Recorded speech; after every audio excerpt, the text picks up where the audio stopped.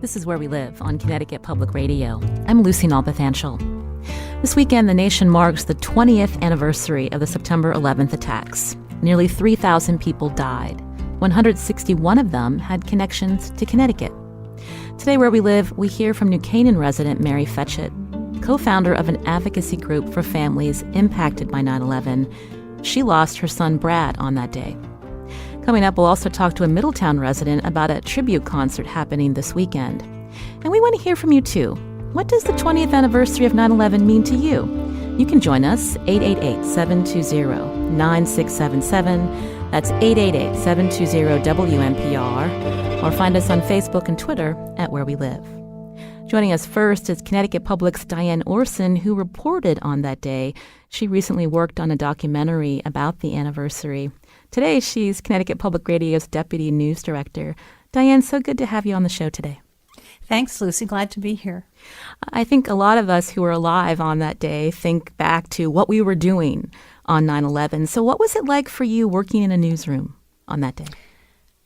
Well, I remember it quite clearly. I was going into our New Haven studio of WNPR that morning when one of our producers said to me, "You're not going to believe what just happened. A plane hit the World Trade Towers." And we thought it was an accident. We quickly turned on the television to watch as things began to unfold. And not long after the second plane hit, and then it began to look as if this was a deliberate act. And so I got in touch with our then news director, John Dankosky, and we decided that I should go down to Union Station in New Haven because being here in southern Connecticut, where I'm based, we're kind of on the outer edge of the New York City orbit. A lot of people commute from New Haven, at least before the pandemic. We're commuting down to New York, and certainly in 2001, there was a lot of travel back and forth. So I went down to Union Station to talk with people returning from New York City and also people who were on Amtrak trains. And actually what had happened was that Metro North initially was evacuating people from New York City to Connecticut, but then literally stopped all commuter trains in and out of the city. And anyone who was on an Amtrak train between Boston and Washington was told to get off in New Haven, so there were a lot of people. And actually, I brought a clip this morning of some audio that I collected that day. I created a montage of voices, but here's one voice to share with you.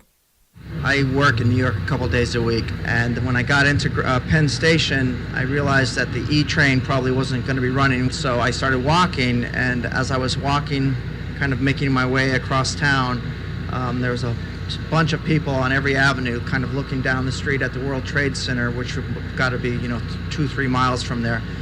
And so we stopped, and everyone was just in awe, kind of watching the smoke, and then all of a sudden it just fell. And you could just see it start to shimmer and ripple, and it just collapsed in a heap of smoke. And then everyone just kind of looked at each other, and people started, I don't want to call it panicking, but definitely getting scared, and not a stampede, but kind of running to wherever they were going, and just a real eerie place down there.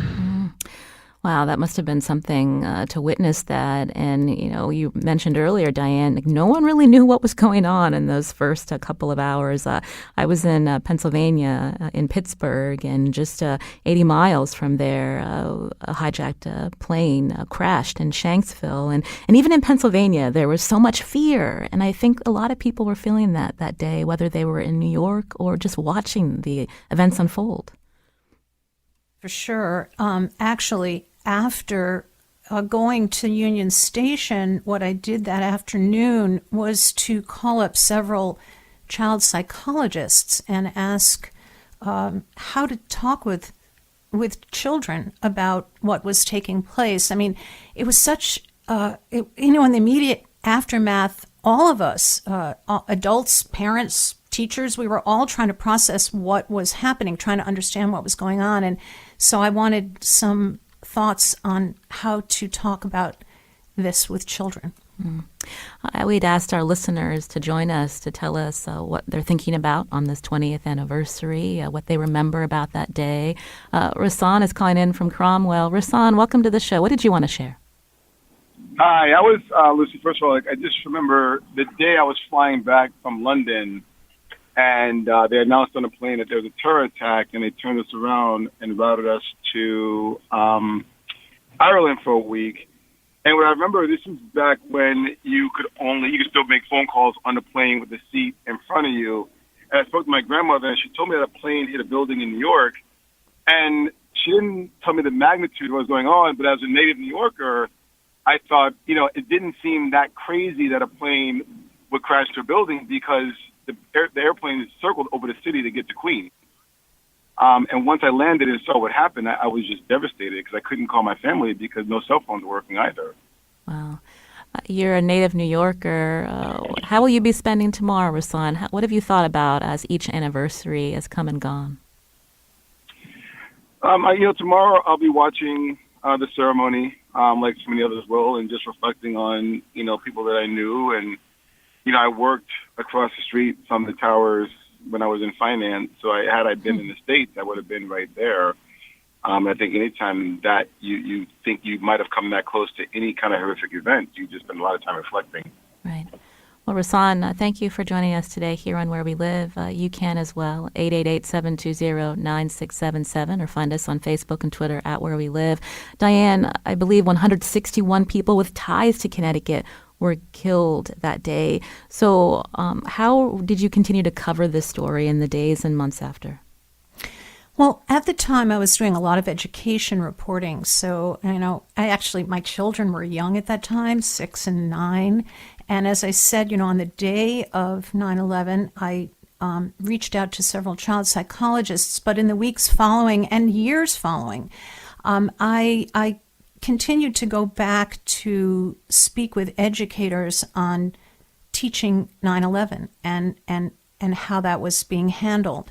And learned a lot. I mean, I think several things jumped to mind that I remember what experts said at the time, and many of them, still hold true today. To when talking with children, to begin by listening to what children of all ages have to say, and to be sure that responses were age appropriate, not to shy away from hard conversations, and to respond with truth and facts, and also to be able to admit that we don't always have all the answers, and that's okay.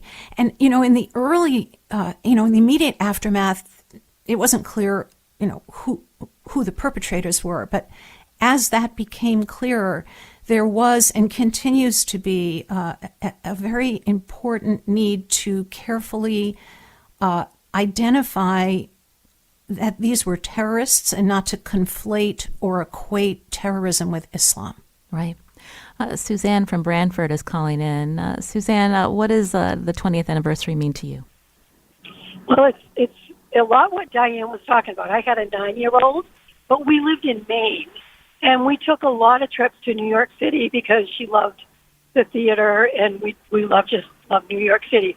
We had just been there. We had just gone through there that weekend. So she took it really hard, and I didn't know what to do as a parent. So I'm going to get emotional. It really surprises me. So I didn't know what to do. So I thought I need to give her some control. So I said, do something then. If you're so sad about it, what can we do? And she thought to send teddy bears to the kids there. So it ended up being this huge thing. And Senator Collins from Maine got involved. And we ended up with a huge drive, and we stuffed a fire truck full of 1,000 teddy bears that had recordings in them for the kids that were affected by 9/11. And that helped her immensely. And it just showed us, like, okay, this is the best. Like, I sort of miss the America of 9/12. Like, that a lot of stuff came out of it I think that we were at our best then as a country. And so many acts of kindness came out of it, from a 9-year-old in Maine, and how many people helped her, to all the other stories that you heard. So we go back every year, and we started that year when there was still devastation, and we said to ourselves, we're going to go back every year and see it rebuild. And that's what we did. And she will tell you now at 29 that was the year she lost her innocence. Well, Suzanne, That's hard to hear as a parent, but thank you for calling in today and talking with us about how you and your daughter worked to help others on that day. Diane, what can you say in response? As we heard her, many Americans feel like the country did come together. A lot of things came out of that event. Unfortunately, 2 wars and many more deaths. But the feeling that the nation had after this traumatic event. Well, you mentioned that I had the privilege of working on a documentary about 9/11 for Connecticut Public Television, and I'm quite influenced and was very inspired by a conversation I had with this brilliant Yale historian David Blight, who actually had written. He was an advisor to the 9/11 Memorial at Ground Zero, and has written very beautifully about it.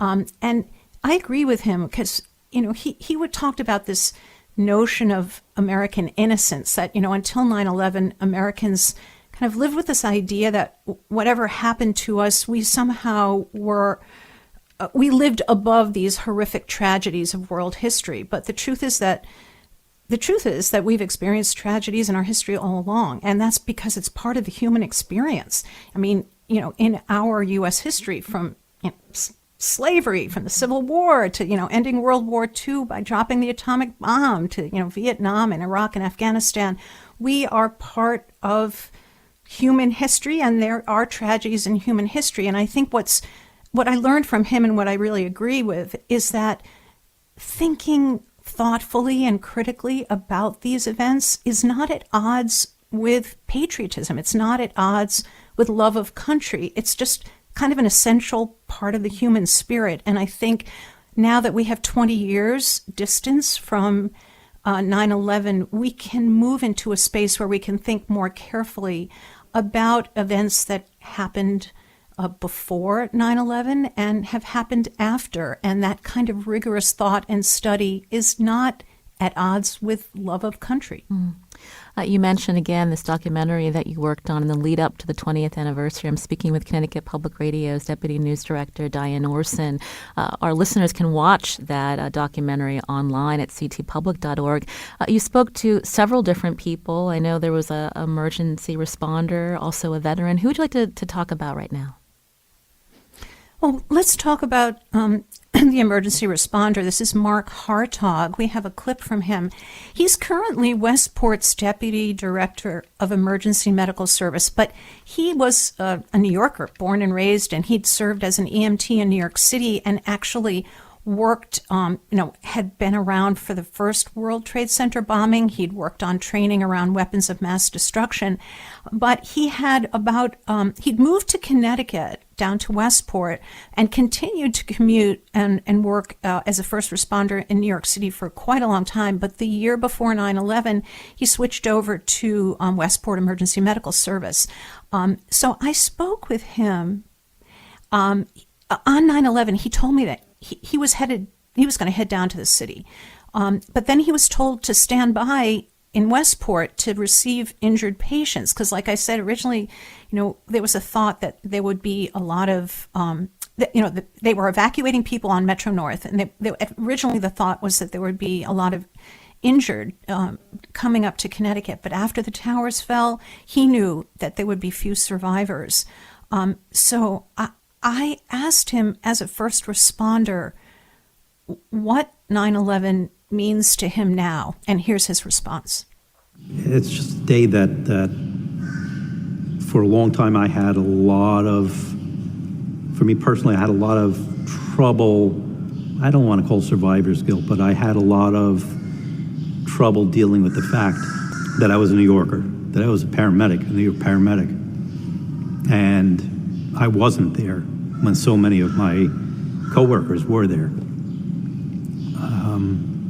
I know it's a silly thing to feel, but that's something that stuck with me for quite a long time. It was years before I could go back down there. I've been back to Manhattan so many times, but it wasn't until probably about, I want to say maybe 4 years ago, 3-4 years ago, that we finally went down there with my family. Oh, Diane, we know the 20th anniversary coincides with the U.S. withdrawal from Afghanistan, and we've seen what a debacle that has become. You spoke with a veteran of the Afghanistan war before we saw the withdrawal. Tell us about her. This is Alyssa Kelleher. We also have a clip of tape from her. She was a platoon leader and a company commander. She spent over 2 years deployed in Afghanistan and actually is now director at UConn's Office of Veterans Affairs and Military Programs.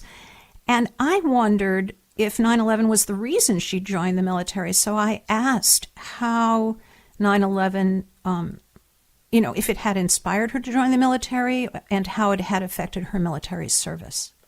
9/11 actually happened while I was at basic training. So I was at Fort Leonard Wood, Missouri, and it's kind of a strange version of 9/11 for me because I never got to see any of the news stories, any of the, anything that anyone else was watching live. I never saw any of that. They just came on the loudspeaker in the barracks one night and said, hey, this happened. And we thought it was fake at first, like part of the training. And then over the next few days, realized that it was real. Diane, she and I spoke. I'm sorry, go ahead. I was just saying, I can't imagine being someone who had just enlisted in the military and seeing this transpire and realized that this means that the country will likely be going to war. I mean, I can't imagine it either. She and I spoke before the fall of Afghanistan to the Taliban, but at the time the Taliban was still kind of rapidly advancing toward Kabul, and I asked her,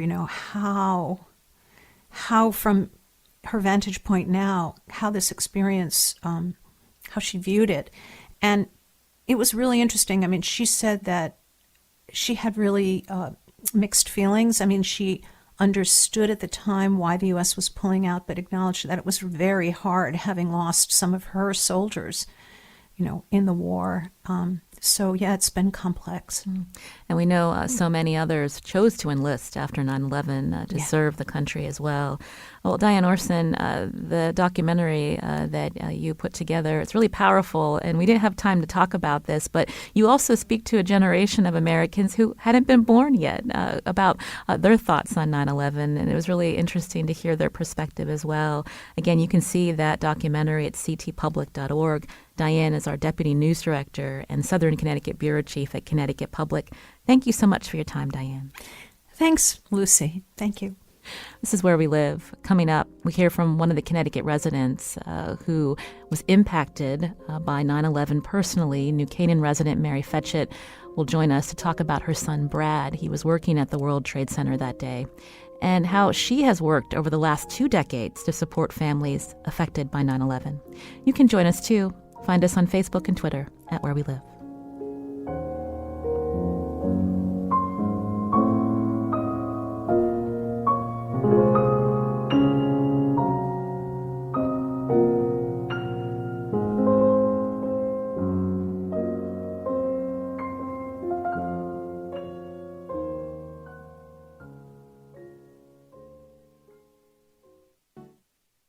This is Where We Live on Connecticut Public Radio. I'm Lucy Nalpathanchel. This Saturday marks 20 years since the 9/11 terrorist attacks that killed nearly 3,000 people on American soil. The tragedy affected so many families, and we know how it impacted U.S. foreign affairs, resulting in 2 wars and many more deaths, including American service members. My next guest lost her 24-year-old son on 9/11. New Canaan resident Mary Fetchet would go on to co-found a family advocacy group to help grieving families like hers. Mary joins us now via Zoom. Mary, welcome back to the show. Oh, thank you for having me. Where We Live listeners heard from you on the 15th anniversary of 9/11, and now we are approaching 20 years. For listeners who don't know your story, can you tell us about your son, Brad? Yes. My 24-year-old son, Brad, was working at Keefe, Barrett, and Woods, and they were on the 89th floor of Tower 2, the second tower that was hit, but the first to collapse. And on 9/11, he called my husband at work just to reassure him that he was okay, and to tell us that the first tower was hit. They weren't sure, if it was a prop plane or what the circumstances were, but they were told to remain in the building and he expected to be there all day. So I happened to work at an outpatient mental health clinic in Milford, about a half hour from our home. And so Brad left me a similar message on our home line. And of course, we didn't hear from him again. It's so hard to hear that, Mary, and I know it's been 20 years, but I'm so sad to hear about the loss of your son. When we think about Brad's life, I know you and your husband have been very clear that you don't want people to focus on his death, but how he lived. Can you talk more about that? Well, Brad was the oldest of our three sons. At the time, our son Wes was 20 years old and attending Bucknell University. Actually, all three sons went to school there. And then our son Chris was just 13 at the time, so he was in middle school. Brad was, much like a father figure to his older brothers, because there was such an age difference when you think about, he was 4 years older than Wes, but he was 11 years older than Chris. And we moved a lot. My husband, Frank, worked for IBM. So, Brad, like most older children, was really someone that I relied on. And he was, number one, just a very responsible, compassionate and kind young man. He was an accomplished athlete. He played both hockey and lacrosse throughout high school and then in college. He was very understated.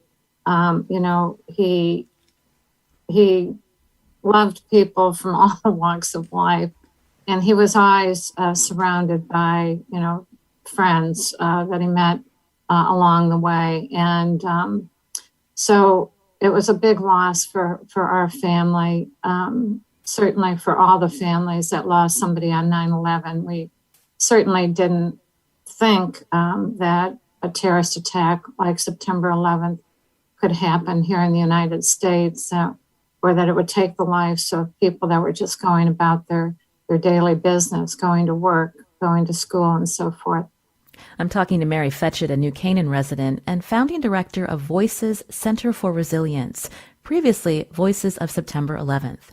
Fetchet co-founded the organization in 2001 following the death of her 24-year-old son, Brad, who worked at the World Trade Center.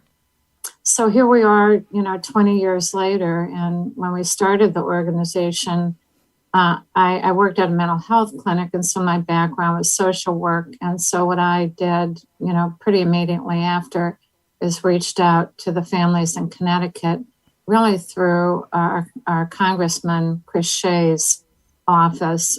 He had created a 600-page book on all the how-tos, how to file for a death certificate, how to access support services that were available, and so forth. And so it was those meetings in my home where I met Beverly Eckert. She lost her husband, Sean Rooney, and she lived in Stamford, Connecticut. And so she and I went on to create the organization, which was originally called Voices of September 11th. And as you said, we recently changed the name to Voices Center for Resilience. So you are a licensed clinical social worker. Was it that background that made you feel like you wanted to reach out to help other families grieving? Well, it was certainly the principles of, how I treated my clients. When I worked at the mental health clinic, I was, certainly committed to providing continuity of care. If you met with somebody, it was your responsibility to connect them with services.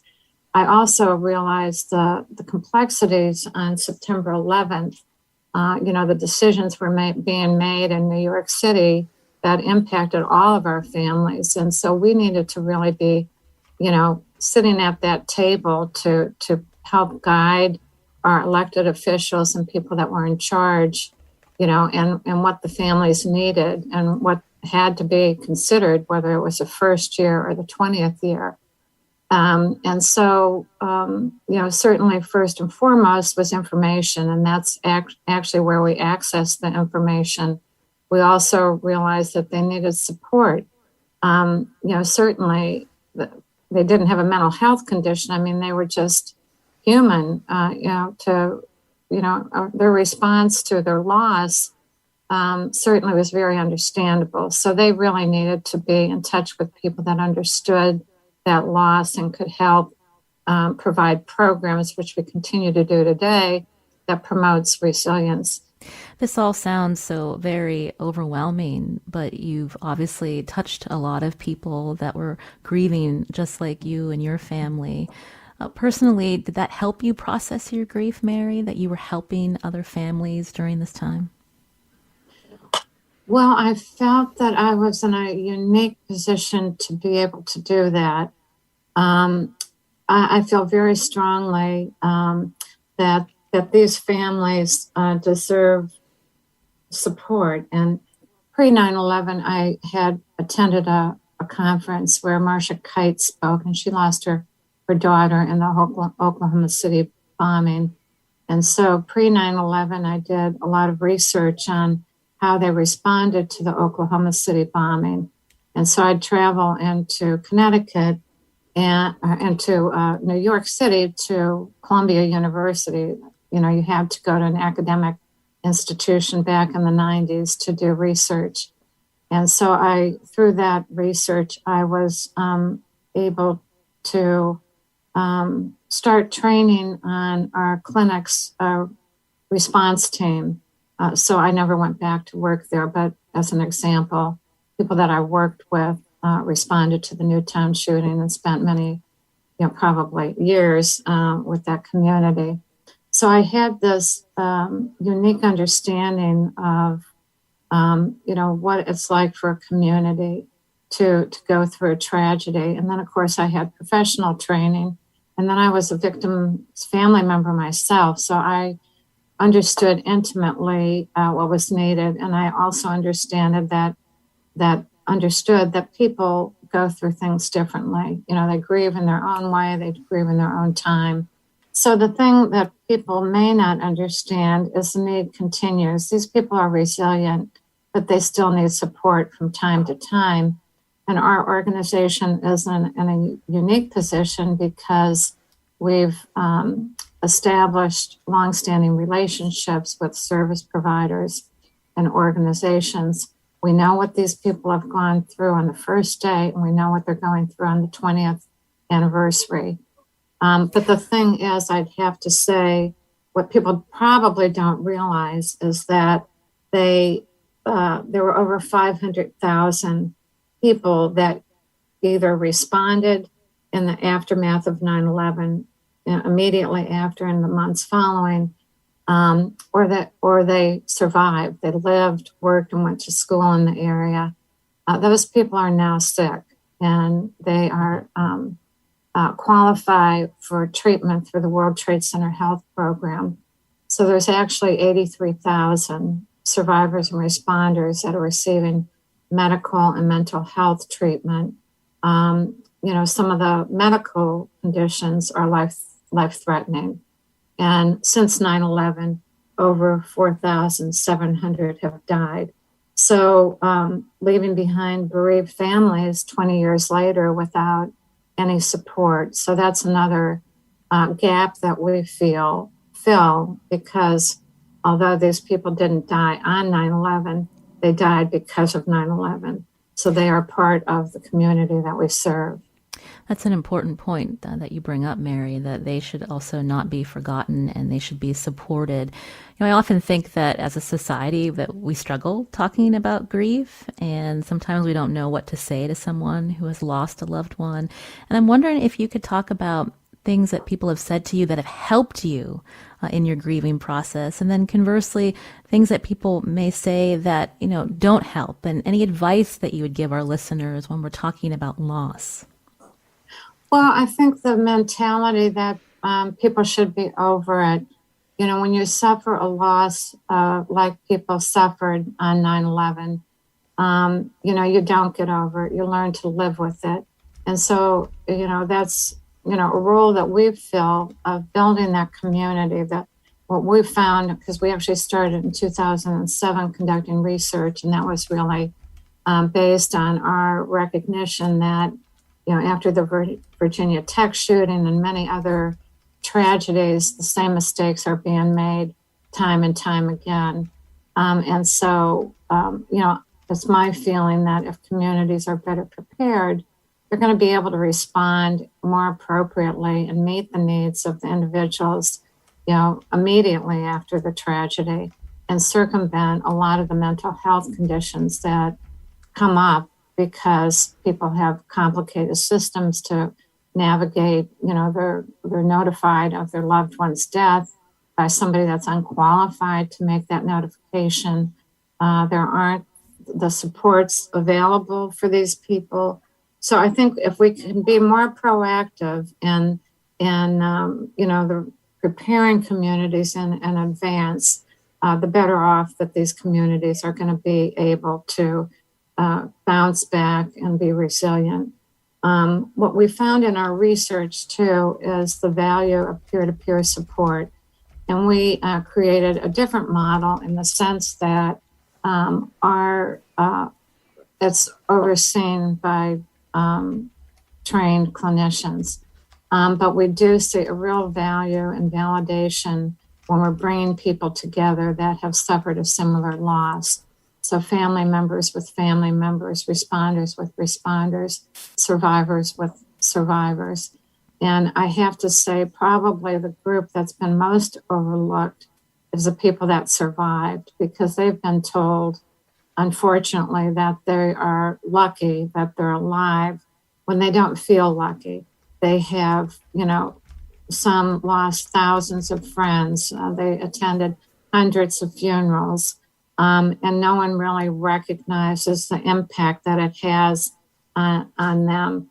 So that's what we're seeing now, you know, 20 years later, some of those people coming forward, never really knowing that our organization existed, but because of the focus on the 20th anniversary, you know, more and we receive a call almost every day from people we've never heard from before.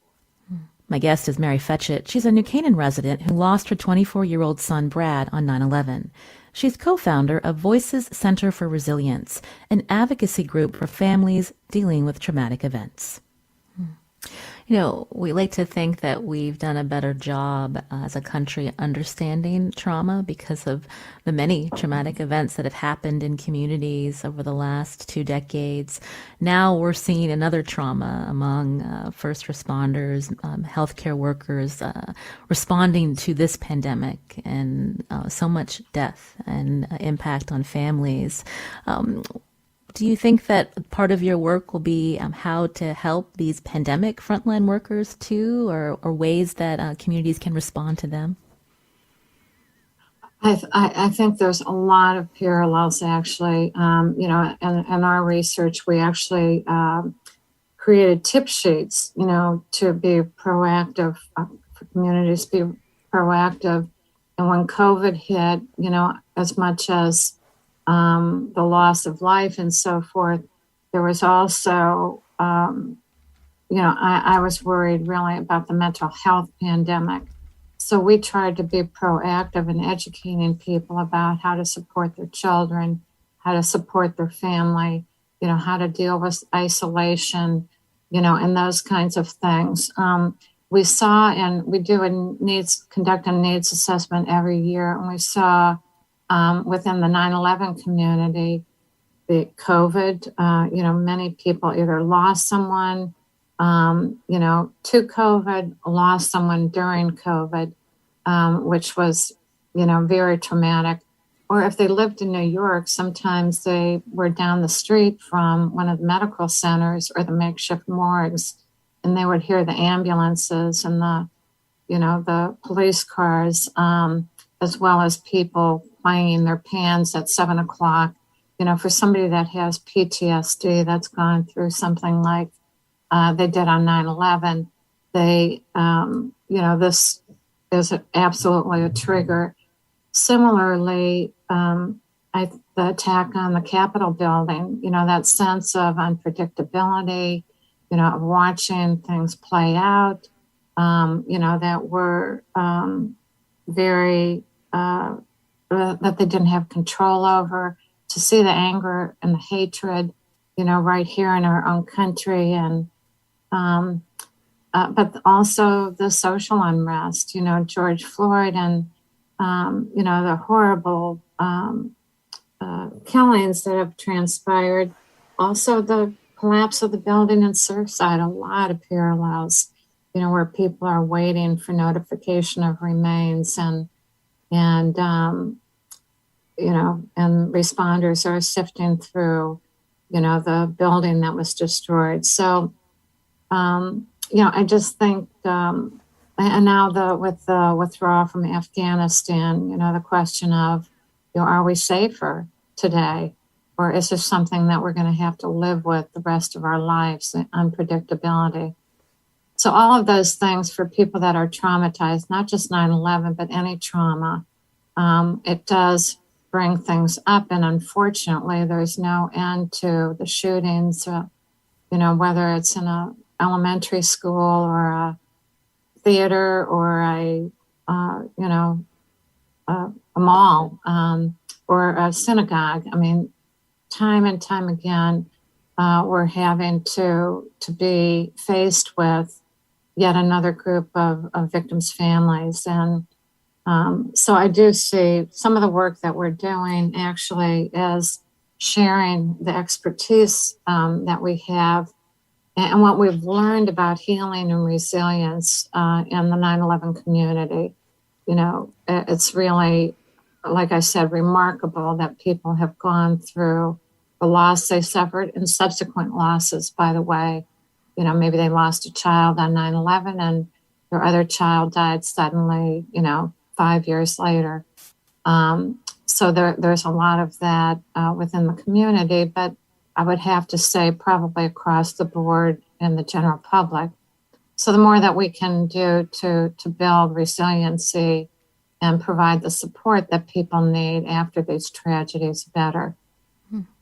Mary, much of our time speaking has focused on the work that you and your husband have done to help serve these families grieving after 9/11. But personally, how will you mark this 20th anniversary? And can you describe what this last month has been like for you and your family and what you want listeners to know?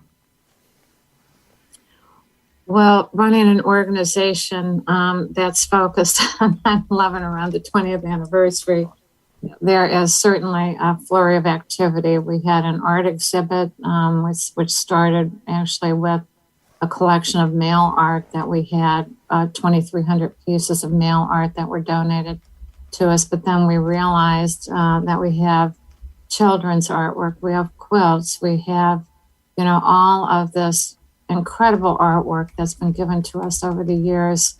So, of course, now we very seldom look back. We're always looking forward. And I realize that we have to spend quite a bit of time really looking at, what we have as an organization, whether it's artwork or historical documents.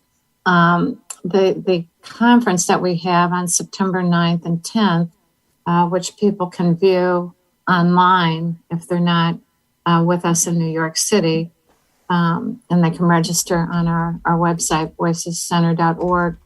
That is really a compilation of our work. And, it's very interesting because, as I said, we spend very little time looking backwards, and the 20th anniversary really is a time for us to remember those people that died, on 9/11 and since 9/11, to reflect on the journey. And that's very emotional for me because we've had, I don't even know what the number, tens of thousands of people that have stepped forward over the last 20 years, continuing today, by the way, to help us, whether they're volunteering, whether they're donating, whether they're, have a clinical background and they're, contributing to our mental health programs, the 9/11 commissioners, congressmen and senators that we had an opportunity to work with over the years. It's, in some ways,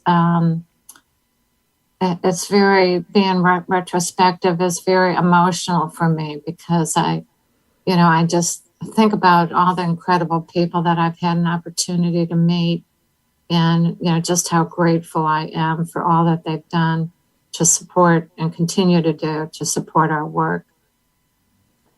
Mary Fetchet, again, is founding director of Voices Center for Resilience. She co-founded this organization to help families after 9/11, and she lost her son, Brad, on that day.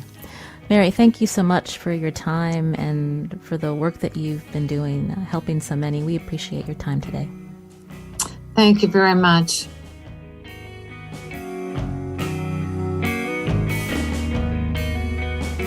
This is Where We Live on Connecticut Public Radio. I'm Lucy Nalpathanchel. Coming up, we talk to a local woman who's part of a tribute concert happening this weekend at the Bushnell. You can join us too. How will you mark the 20th anniversary of the 9/11 terrorist attacks? Join us on Facebook and Twitter at Where We Live.